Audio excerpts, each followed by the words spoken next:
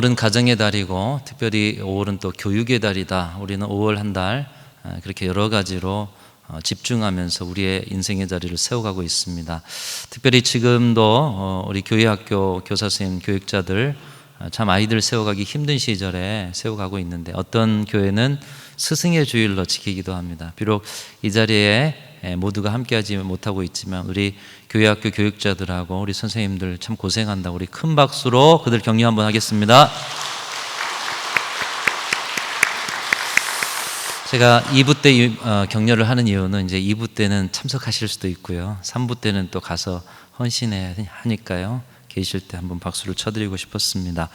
5월에는 가정의 달이고 교육의 달인데 특별히 가정과 교육이 공통적으로 지향하는 목표가 있다라면 물론 여러 가지가 있겠지만 그 중에 하나는 행복이 아닐까 생각이 됩니다. 세상의 모든 가정이 바라는 목표요, 또 바라는 소망은 우리 가정이 행복했으면 좋겠다. 또 세상의 모든 교육들이 결국은 사람들을 양육하고 가르치고 잘 세워서 인생을 행복하게 살아가기를 원하는 마음으로 그들을 가르치고 지도할 것입니다. 그래서 오늘은 가정을 행복한 가정으로 세워가고 교육을 진정한 행복의 과정으로 만들어가기 위한 비결을 말씀을 통해서 우리 함께 상고해 보고자 합니다. 미국의 정신과 전문의인 베일런트라는 사람이 이 행복의 조건이라는 책을 썼습니다. 과연 우리에게 주는 행복의 조건이 뭘까? 이분이 수많은 사람에 대한 행복에 대한 이야기를 다 수집해서 그것 가운데 행복의 조건들을 이렇게 세워봤는데 특별히 이 책이 주목을 받는 이유는 814명이라는 대단한 숫자의 사람들의 인생을 어린 시절부터 돌아가실 때까지 쭉 살펴보면서 추적하면서 생애 전체를 통해서 그들이 성장하고 행복하고 불행한 모든 것들을 조사해서 그것에 대한 결론을 내리고 있다는 것입니다. 그 대상 중에는 세계에서 최고로 꼽히는 대학인 하버드 출신들이 268명이나 포함되어 있습니다. 여러분, 하버드를 나온 생들의 인생은 어떨까요? 우리나라 서울대 졸업하면, 우리나라 카이스트 졸업하면 그냥 보통의 생각 속에는 그들의 인생은 뭔가 그래도 환경적으로나 앞으로 진로적으로나 좀 좋은 길이 펼쳐지고 특별하지 않은 경우에 이 시대의 상류층의 그런 삶을 살 거다 이런 추측을 하기 때문에 한편으로는 그런 대학을 보내려고 하지 않습니까? 세계에서 제일 가는 대학인 하버드 출신들이라면 그들의 인생도 특별하지 않으면 상류층의 인생을 살아갔을 텐데 그 삶을 사는 사람이 268명이 포함되어 있습니다. 그들은 행복의 조건이 뭐라고 했을까요? 그런데 여러분, 그들이나 다른 분들이나 이 814명이 한결같이 같은 행복의 조건들을 이야기하더라는 것입니다. 100세를 살아가는 시대이지만 그들은 한결같이 오래 산다고 행복한 것이 아니라 노년에도 계속해서 배워가는 것, 그 배움 속에 성장하고 성숙하고 또 그 배움의 자세에 그 수용적인 자세를 가지고 살아갈 때 행복하더라, 이렇게 행복의 조건을 이야기하고 있습니다. 노년이 되어서 더 이상 배울 것이 없다고 생각하고 최고인 양 살아가는 사람들에게는 성장이 멈춥니다. 성숙이 멈춥니다. 그래서 더 이상 행복할 거리가 없다라는 것이에요. 그런데 노년이 되었든 상황과 환경이 좋지 않든 간에 계속해서 마음을 열고 겸손하게 배워가는 분들은 날마다 그 성장과 성숙을 통해서 행복함을 누렸다라는 것입니다. 지금은 너무나도 평범한 말이지만 이 말을 평생 교육이라는 말로 정의해 볼 수가 있겠습니다. 평생 배워야 한다는 것이죠. 평생 배워야 한다는 것입니다. 사람은 이처럼 배우면서 성장하고 또 성장할 때 행복하다는 것입니다. 성장이 멈춰버렸다는 것을 확인하는 자리만큼 불행하다 생각되는 자리도 없는 것 같습니다. 여러분, 나이가 들수록 울적해지는 것은 하루가 다르게 쇠약해져가는 우리 육체와 기억 때문이 아니겠습니까? 젊은 날은 열심히 일하고 전날 아주 고된 노동을 해도 다음날 아침이면 가뿐합니다. 그런데 지금은 세월이 가면서 그냥 특별한 일을 하지 않았는데도 아침에 일어나기가 힘든 것이죠. 그러면 마음이 우울해집니다. 젊을 때는 한 번 들으면 그것이 바로 기억되고 배움이 되었습니다. 근데 이제는 소리도 잘 들리지 않고 들어도 조금이면 잊어버리기 일쑤입니다. 이 점점 쇠약해져 가는 그런 인생의 모든 것들에 우리 스스로 생각하기를 우리는 불행해지고 있구나, 이렇게 생각한다는 것이죠. 그러나 나이와 육신의 기능과 상관없이 행복해질 수 있는 비결이 있습니다. 비록 육신의 기능들은 조금씩 쇠퇴할지 모르지만 여러분, 우리의 기능들이 쇠퇴할지라도, 육신이 연약해질지라도 배우는 것은 계속 할 수 있습니다. 잊어버리더라도 배울 수 있어요. 잊어버리면 또 배우면 되잖아요. 그래서 우리 육신이 약해지더라도 우리는 노년에도 새로운 삶의 지혜와 인생의 통찰들을 계속 배워간다라면 어느 자리에선가 성장하고 성숙하면서 인생의 또 다른 행복을 누릴 수가 있다는 것입니다. 그렇기에 배움이라는 것은 계속되어야 하는 것입니다. 행복하기 위해서도 배워야 한다는 것이죠. 여러분, 배우기 위해서 반드시 필요한 것 한 가지가 있습니다. 배우려면 우리에게 가르침을 주는 스승이 있어야 한다는 것이죠. 즉, 배움이 계속되어야 한다는 말을 다른 말로 바꾸면 배우기 위한 스승을 두고 살아가야 한다, 이 말로 바꿀 수가 있겠습니다. 배울 수 있는 자리가 있다라면 그곳에는 반드시 스승을 찾고 스승을 삼는 삶의 자세가 인생의 행복을 보장한다는 말로 바꿀 수 있다는 것입니다. 봉생마중 불부지기라는 그런 말이 있습니다. 굽어지기 쉬운 쑥대도 3대 밭에서 자라면 저절로 곧아진다고 합니다. 여러분, 사물 아마 길러보신 분이 계실 겁니다. 이 사문 기르면 이렇게 곧게 이렇게 자란다고 하죠. 근데 쑥은 어떻게 자랍니까? 그냥 이렇게 넓게 자라잖아요. 꼬불꼬불하고 때로는 이렇게 뿌리 번식도 하고. 그런데 이 곧게 자라는 3대 밭에 쑥을 키우면 이 쑥도 곧게 자란다는 그런 말입니다. 무엇을 의미합니까?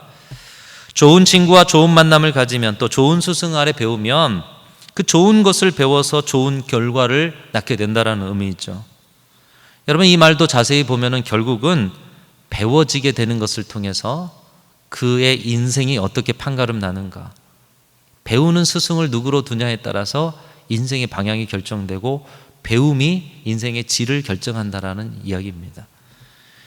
배우는 것이 우리 인생의 생리요 본능이라는 것입니다. 여러분, 왜 배우는 것이 우리 인생의 생리일까요? 심어놓기만 해도, 3대 밭에 심어놓기만 해도 이 3대를 배워서 쑥이 자라는 것처럼 우리가 거하는 곳에 누군가와 함께 살아가기만 해도 우리는 끊임없이 배웁니다. 좋은 분들을 만나면 좋은 것 배우고요, 또 여러 가지 연약하고 약한 것들을 속에서 살아간다면 또 약한 것들을 배우는 것이죠.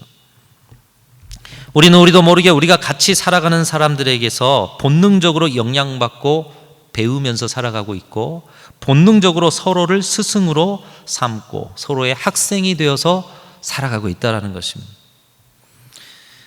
우리가 가장 영향을 많이 받는 곳이 어디입니까? 이런 학생이 되고 서로의 스승이 되는 가장 먼저 처음의 곳은 가정이라고 할 수 있겠습니다. 여러분, 우리 자녀들을 결혼을 잘 시키려는 이유가 무엇일까요? 물론 함께 결혼한 사람의 조건을 통해서 뭔가 안정이 보장되고 편안한 삶이 보장됐으면 좋겠다, 이런 바람이 있지만, 제대로 결혼을 잘 시키려고 한다면 서로 좋은 사람을 만나서 평생토록 서로 좋은 것을 가르치고 배우며 살면서 함께 성장하고 함께 성숙해가는 그 성장을 통해 행복한 가정을 이루기 원해서 결혼을 잘 시키려고 그렇게 애를 쓰는 것입니다. 다시 말하면 부부는 평생 배우고 가르치는 좋은 학생과 스승이 된다는 것입니다. 여러분의 가정의 부부관계는 어떻습니까? 평생 좋은 것을 서로에게서 배우셨습니까?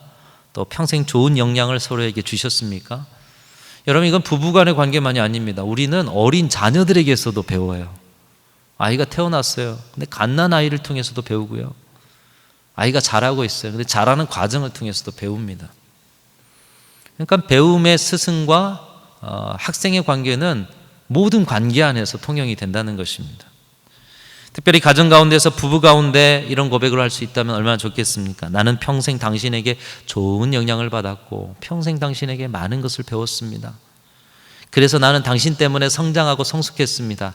그래서 당신은 나에게 행복을 주는 사람입니다. 여러분, 집에 가서 꼭 실천할 수 있기를 바랍니다. 우리 남편에게, 아내들에게, 당신은 나에게 행복을 주는 사람입니다.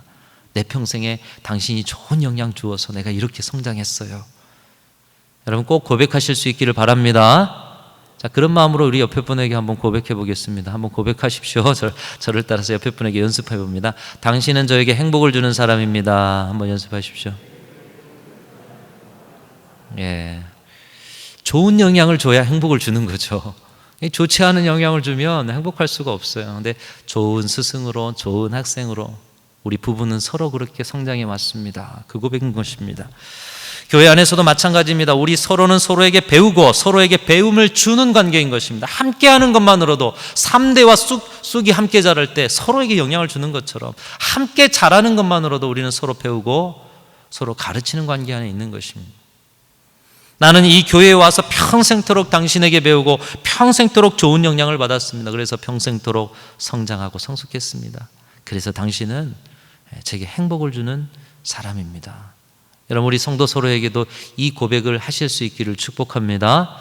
우리 서로가 이 고백을 많이 할 수 있는 사람들이 많아진다면 우리 교회는 가고 싶은 교회가 될 것입니다. 그곳에 가니까 좋은 영향을 받더래.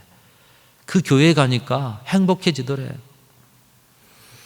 우리 교회는 더 가고 싶고 세상 가운데 그렇게 좋은 스승과 좋은 학생들이 많은 교회로 알려져서 정말 행복히 가득한 교회, 지금만이 아니라 미래에도 행복한 교회, 그런 교회를 이루어갈 수 있기를 간절히 소망합니다. 이처럼 우리는 누군가에게 학생입니다. 그리고 누군가에게는 스승의 삶을 살아가고 있는 것입니다. 학생으로서는 최선을 다해서 배워야 하고요, 스승으로서는 최선을 다해서 가르쳐 줘야 하는 것입니다. 우리가 이 자세로만 살고 이 자세로만 서로를 대한다면 교회는, 가정은, 세상은 아름다운 곳이 될 것입니다. 그러면 우리는 우리를 통해서 조금이라도 영향받고 배우는 학생된 사람들에게, 또 우리도 누군가에게 배우기 위한 그런 학생의 자세로서 어떤 스승으로 준비되고 어떤 자세로 또 어떤 것을 배워서 좋은 학생으로 살아가야 하겠습니까?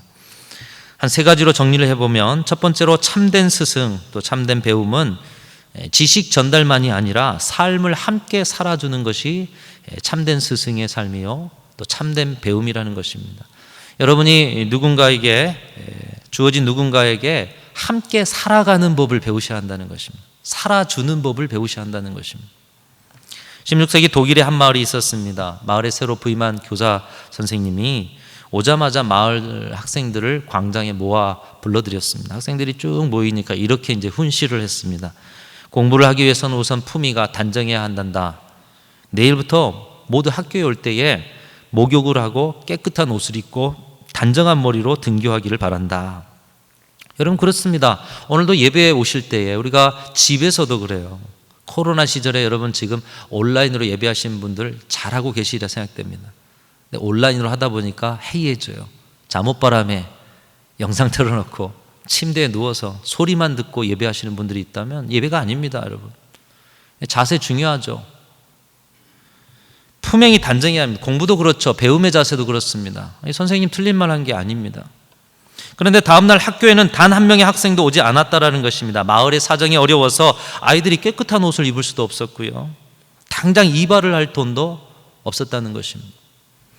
마을의 사정에 크게 실망한 선생님은 곧 다른 마을로 떠났고 얼마 뒤 또 새로운 선생님 부임하셨습니다. 근데 이 새로운 선생님도 부임하자마자 마을 학생들을 또 광장에 모이라고 했다는 거예요.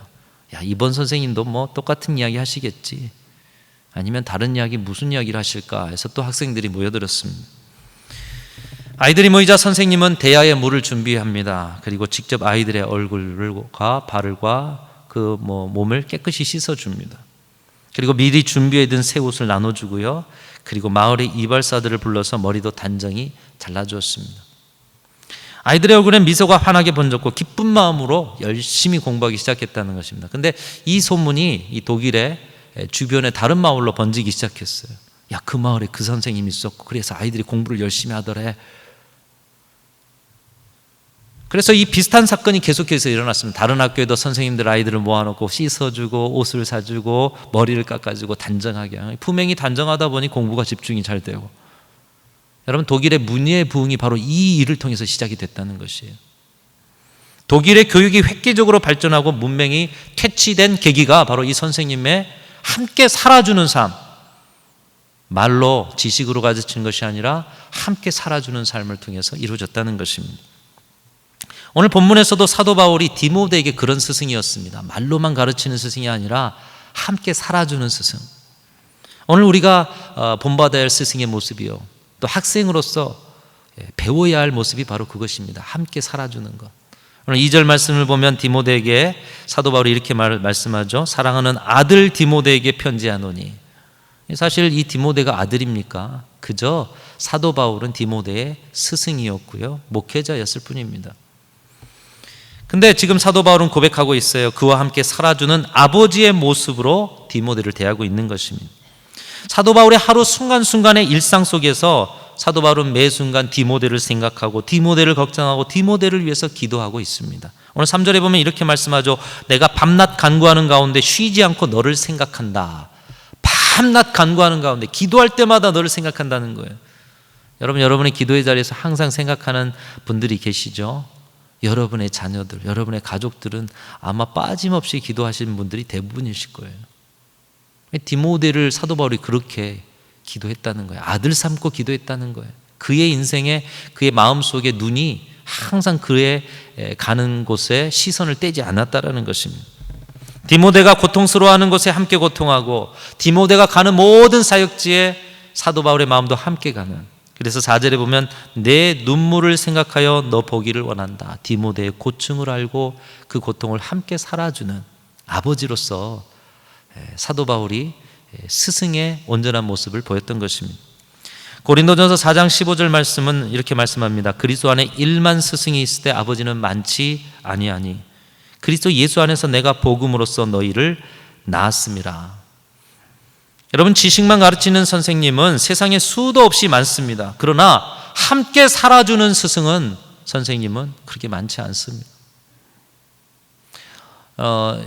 기도에 우리 장로님 기도하실 때에 6월 20일에 이제 피택 장로님들하고 저도 위임식을 갖게 된다 이렇게 기도해 주셨는데, 여러분, 임직하고 항존직이 된다는 것이 무엇일까요? 항존직은 그냥 교회의 직분, 직책이 아닙니다, 여러분. 영적인 부모가 된다는 거예요. 우리 교회 항존직의 신앙의 수준과 신앙의 열심이 그 부모의 수준이니까요, 우리 교회 수준이 되는 거예요. 지식만을 가르치는 선생, 또 주어진 일만을 하는 그런 봉사자, 세상에 많습니다. 근데 오늘 말씀은 무엇을 말씀합니까? 살아주는 스승이 되어라. 살아주는 것을 배우는 학생이 되어라. 이 말씀을 하고 있는 것입니다.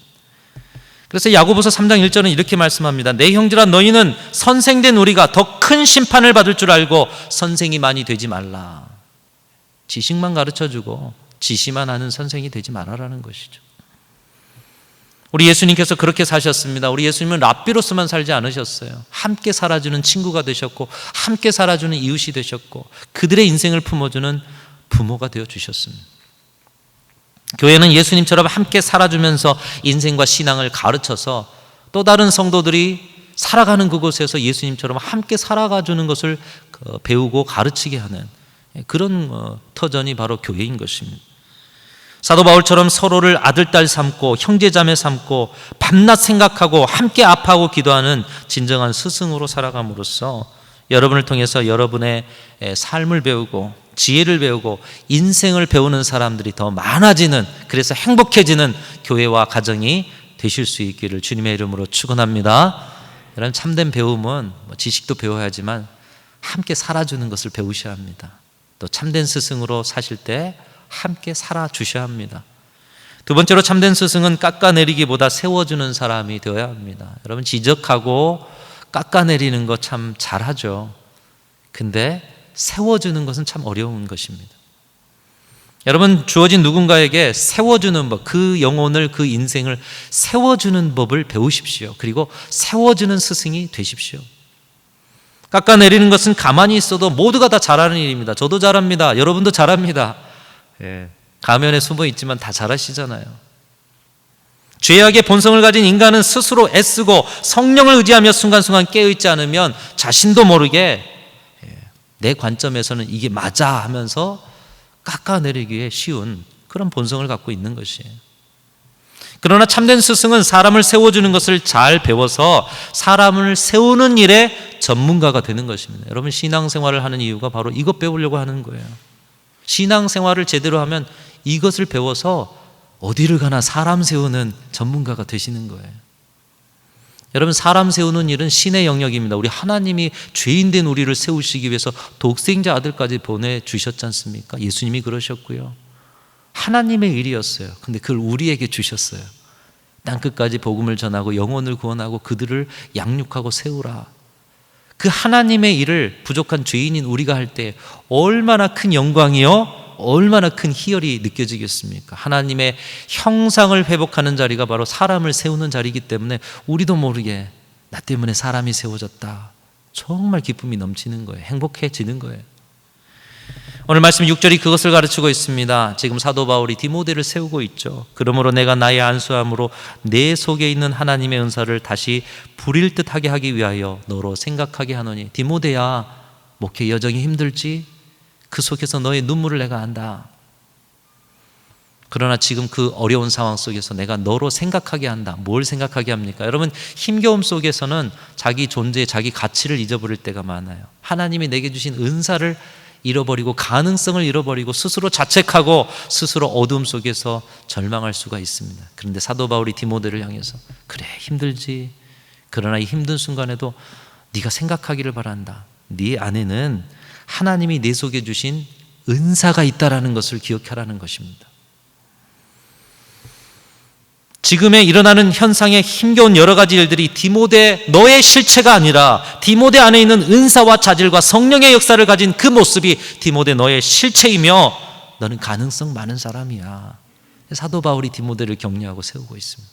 사랑하는 성도 여러분, 여러분도 인생의 힘겨움을 겪고 때로는 내가 이렇게 무능하고 연약하고 신앙적으로도 이렇게 정말 힘겨움 속에서 허우적거리며 살아가는가, 그런 생각이 들 때 오늘 이 말씀 기억하십시오. 하나님은 여러분을 그 자리에서도 세워주시는 분이신 줄로 믿습니다. 여러분 안에 가능성이 있다고 말씀하셔요. 여러분 안에 은사가 있다고 말씀하셔요. 여러분 안에 이미 하나님이 그 어려움을 극복할 수 있는 능력을 주셨다라고 말씀하고 계셔요. 우리 하나님은 그렇게 우리를 세우시는 분이에요. 우리가 학생으로서 배워야 할 것이 바로 이것이라는 것입니다. 또 스승으로서 서로에게 영향을 주고 가르쳐야 할 것이 바로 이것이라는 것입니다. 진정한 스승은 모든 일에 따뜻함과 애정을 담습니다. 자신의 제자가 정말 잘 되었으면 좋겠다. 그래서 이 진정한 스승의 책망조차도 책망 속에서도 따뜻함을 느끼는 거예요. 사람은 영적인 존재이기 때문에 이 말 속에 따뜻함과 애정이 섞여 있는지 그렇지 않은지 금세 알아봅니다. 그래서 책망 속에서도 스승의 그 간절한 사랑이 포함되어 있다면 그걸 느낄 수가 있는 거예요. 그래서 스승의 모든 일들은 배움이 되고 가르침이 되는 것입니다. 그것으로 제자가 서게 되는 것이죠. 우리 서로가 참된 스승으로 서로에게 좋은 배움을 주기 위해서 다른 어떤 것을 배우기보다는 사람 세우는 것을 배우고 또 사람 세우는 스승들이 다 되실 수 있기를 축복합니다. 여러분의 가정에서 사람을 세우십시오. 또 여러분의 교회에서 여러분이 살아가는 자리에서 깎아내리지 마시고 세우십시오. 하나님의 뜻이고 하나님의 형상입니다. 오늘날 예수님께서 제자들에게 물으셨어요. 사람들이 나를 누구라 하더냐? 수제자 베드로가 대답합니다. 더러는 세례 요한, 더러는 엘리야, 더러는 선지자라 하더이다. 그럼 너희는 나를 누구라 하느냐? 주는 살아계신 하나님의 아들이시오, 그리스도시요 살아계신 하나님의 아들이십니다. 바요나 시몬아, 내가 복이 있도다. 이것을 내게 알게 한 이는 다른 이가 아니라 하나님이시다. 너는 베드로라. 내가 이 반석 위에 내 교회를 세우리니 음부의 권세가 이기지 못할지니라. 이 부족한 베드로가 충만한 믿음의 고백할 때 우리 예수님께서는 이 베드로를 통해서 주님의 교회가 세워질 것이다, 이렇게 축복해 주셨습니다. 여러분, 그러나 이 베드로가 그렇게 예수님의 사랑을 받고 예수님께로부터 격려를 받았던 베드로가 십자가 짊어지기 예수님을 3번이나 부인합니다. 근데 이 3번 부인하고 나서 그 스스로 절망이고 스스로 자기 자괴감이었던지 고향으로 낙향을 해서 복음 전환하신 주님 말씀 잊어버리고 자기의 실망감에 갈릴리로 가서 다시 어부로 사는 삶을 살고 있습니다. 근데 부활하신 예수님께서 이 시리에 빠져있는 베드로를 찾아가지 않습니까? 여러분, 부활하신 예수님께서 며칠 동안 이 세상에 계셨습니까? 40일 계셨어요.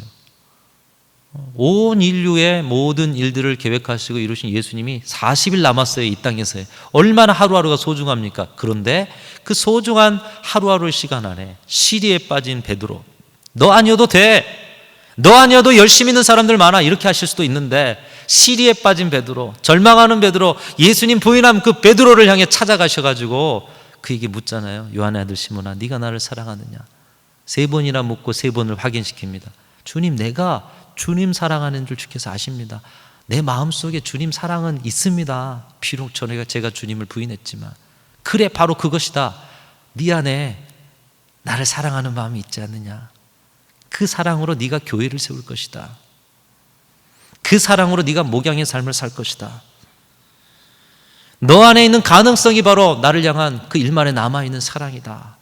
그것을 보여주시지 않습니까? 그래서 그 베드로가 서게 되고요, 나중에 초대교회의 큰 지도자가 되어서 일을 하는데, 이 초대교회의 핍박이 너무나 극심했습니다. 그래서 지도자들도 하나둘 다 죽어가고 교인들도 흩어져 가고. 여러분, 이런 시국에 참 중요한 것이 지도자 위치여서 핍박받고 환난받아서 잡혀가서 죽을 수 있었지만 차라리 내가 조금 더 사는 것이 교회를 위한 일이겠거니 하면서 예루살렘을 어느 날 떠나게 됩니다. 근데 도망하는데 도망하는 중에 우리 예수님께서 나타나셨다. 초대교회 전승에 의하면 이런 일화가 있다고 합니다. 그때 베드로가 예수님께 묻죠. 쿠오바디스 도미네, 주님 어디로 가시나이까?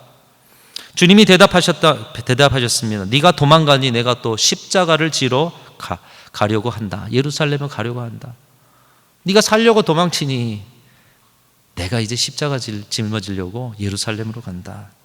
이 예수님의 말씀을 듣고 정신이 번쩍 깨어서 로마로 돌아가 복음을 전하였고, 결국 십자가에 달려서 순교를 하는, 주님이 가신 그 길을 끝까지 따라가는, 여러분, 베드로가 어떻게 해서 주님 가신 길을 끝까지 따라가는 그 삶을 살았습니까? 나를 포기하지 않으신 주님으로, 나의 인생의 연약함을 아시지만 끝까지 나를 세워주신 주님으로, 주님의 그 사랑으로 말미암아서 베드로도 끝까지 주님 따라가는 그 삶을 포기하지 않고 주님 가신 길, 십자가의 길, 오히려 거꾸로 십자가를 질며 그 길을 따라갔던 것입니다. 여러분, 서로를 포기하지 않고 끝까지 격려하고 세울 때 바로 그 자리에 하나님의 나라가 임하고 행복이 임한다는 것을 보여주고 있습니다. 사랑하는 성도 여러분, 저와 여러분은 누군가에게 배우면서 살아가고 있고요, 또 누군가에게 영향을 주고 조그만 가르침이라도 주고 살아가는 스승으로 살고 있습니다. 여러분, 무엇을 배우시겠습니까? 사람을 세우는 법을 배우실 수 있기를 축복합니다. 여러분, 무엇을 가르치시겠습니까? 사람을 세우는 법을 가르칠 수 있기를 축복합니다. 마지막 참된 스승은 본이 되는 스승입니다. 여러분에게 주어진 누군가에게 본이 되려고 애쓰는 삶을 살아가실 수 있기를 축복합니다. 사도 바울은 오늘 말씀 8절에서 이렇게 외치고 있습니다. 주님을 위해서 갇힌 자 된 나를 부끄러워하지 말고 오직 하나님의 능력을 따라 복음과 함께 고난을 받으라, 이렇게 말하고 있습니다. 여러분, 디모데 전후서는 옥중서신이라고 하죠. 방금 읽은 8절 말씀에도 갇힌 바 된 나, 옥중에서 지금 편지를 쓰고 있는 거예요, 디모데에게. 여러분, 어떤 이유로든 옥에 갇혔으면 스스로의 여러 가지 이 상황 속에 어려움이 마음의 힘겨움이 되어서, 야, 내가 복음 전해야 되는데 옥에 갇혀가지고 지금 뭐 하는 일인가? 내가 조금만 좀 잘했다면 옥에 갇히지 않겠는데, 여러 가지 생각이 많이 들 겁니다. 그러면서 위축이 되고 힘겨움이 들 텐데, 이 감옥에서도 제자인 디모데에게 나는 이렇게 뭔가 부족해서 감옥에 갇히는데 너만은 목회 잘해서 감옥에는 오지 말아라, 이렇게 말하는 게 아니라 오히려 사도 바울은 더 당당하게 너도 복음과 함께 고난을 받아라. 복음을 전하는 어떤 상황 속에서도 복음에 배심하지 말고 때로는 감옥에 나처럼 올지라도 복음과 함께 고난을 받아라. 나처럼 살아라. 나를 본받아라. 이렇게 말씀하고 있는 것입니다.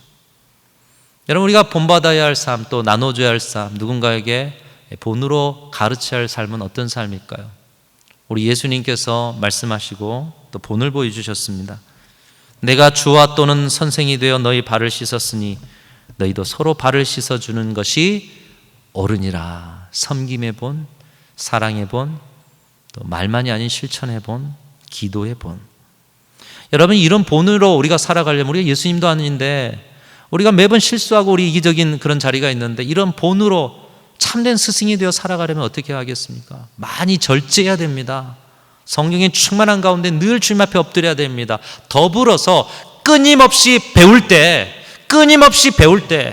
우리는 진정한 본이 되는 사람으로 누군가에게 좋은 영향을 주는 스승이 되어줄 수 있는 것입니다. 자신을 보고 배우는 제자들, 바른 제자로 키워가기 위해서는 스승 자신도 발전하고 또 발전해야 한다는 것입니다. 미국의 기독교 교육에 유명한 하워드 핸드릭스 박사라는 분이 계십니다. 이분은 공부를 정말 열심히 하고 나이와 상황과 상관없이 끊임없이 공부하는 분이라고 합니다. 이미 뛰어난 학자로 명성이 높았지만 배우는 학생들이 의문이 들었어요. 아니, 저렇게 저명한 학자가 됐음에도 불구하고 저렇게 또 공부를 하시는데 뭔가 대단한 목표가 있을 거야. 대단한 업적을 또 이루고 싶어 하실 것 같아. 그래서 학생들이 물어봤다는 것입니다. 교수님, 무엇 때문에 그렇게 공부를 열심히 하십니까? 그때 핸드릭스 박사 이렇게 고백합니다. 바로 자네들 때문이라네. 나는 내 수업을 듣는 학생들에게 고인 웅덩이가 아닌 흐르는 시냇물을 마시게 해주고 싶네. 또 하루 지난 빵이 아닌 각 구운 빵을 먹이고 싶네. 여러분, 과거의 경험과 과거의 감동으로 살아가는 것은 한편 우리 신앙에 있어서 참 힘과 저력이 됩니다마는 그것이 오래 가면 고인 웅덩이가 되는 거예요. 그게 다인 줄 아는 거예요. 신앙은 과거만이 아니라 오늘 이 자리까지 지금 이 순간에도 역사하시는 하나님, 그 하나님의 은혜와 깨달음을 고백하는 살아있고 꿈틀거리고 생명력이 넘치는 교육의 현장이 바로 신앙생활의 현장인 것입니다. 여러분의 지금도 하나님 역사하시는데 과거의 경험, 과거의 지식이 아니라 지금 역사하시는 하나님의 은혜를 고백할 수 있어야 한다는 거예요. 우리가 누군가 한 사람에게도 영향을 주고 배움을 주는 스승의 자리가 있다면 날마다 새로워지는 이 시냇물의 흐름과 같은 그런 신앙과 배움을 가질 때 우리가 진정 그 사람들에게도 좋은 영향을 주고 그들도 또 다른 좋은 스승으로 세워갈 수가 있다는 것입니다. 사랑하는 성도 여러분, 오늘의 사회가 불행한 이유가 무엇일까요? 스승이 적어서일까요? 지식이 없어서일까요? 오늘 세 가지 지식을 넘어서서 살아주는 스승이 없습니다. 세워주는 스승이 없습니다. 본이 되어주는 스승이 없습니다. 왜 그럴까요? 배우지 않기 때문에, 배움이 멈춰버렸기 때문에. 예수님을 닮은 삶을 배우지 않아서 그리스도의 장성한 분량이 되어가는 성장이 멈추어서 왜 불행한지도 모른 채로 불행으로 접어들어가는 세상을 살아가고 있는 것입니다. 우리 교회 모든 성도님들은 평생토록 배우는 배움의 삶이 주님 부르실 날까지 계속되는 그런 은혜를 살아가시고 또 평생토록 참된 스승으로 살아가실 수 있기를 주님의 이름으로 축원합니다. 그래서 여러분의 자신과 가정과 온 세상, 내가 오늘 배운 것으로 내 가정을 아름답게 하리. 내가 오늘 주신 그 은혜와 배움으로 내게 영향받는 사람들에게 좋은 스승이 되리. 여러분, 그렇게만 산다면 우리는 정말 행복한 세상, 아름다운 세상을 만들어 하나님께 영광 돌리게 될 줄로 믿습니다. 오늘 세 가지 우리가 누군가에게 주는 좋은 영향의 삶, 살아내시고 살아주시고 세워주시고 본이 되는 삶, 이 삶을 통해서 교회를, 가정을 아름답게 세워가는 5월 한 달 되실 수 있기를 주님의 이름으로 축복합니다. 하나님 아버지, 감사합니다. 주님이 우리와 함께 이 땅에 오셔서 살아주셨고 또 주님께서 이 땅에 오셔서 본이 되어 주셨을 뿐만 아니라 주님께서 우리의 연약한 것을 아심에도 우리의 가능성을 믿어주고 세워주시는 그 주님을 닮아 그리스도의 장성한 분량에 충만한 데까지 성장하는 우리 교회와 성도들이 되게 하여 주옵소서. 그리하여 가정이 배움이 가득하고 가르침이 가득하고 교회가 배움이 가득하고 가르침이 가득한 아름다운 천국이 그 행복의 자리가 될 수 있도록 주님 은총 베풀어 주시옵소서. 예수님의 이름으로 기도하옵나이다. 아멘.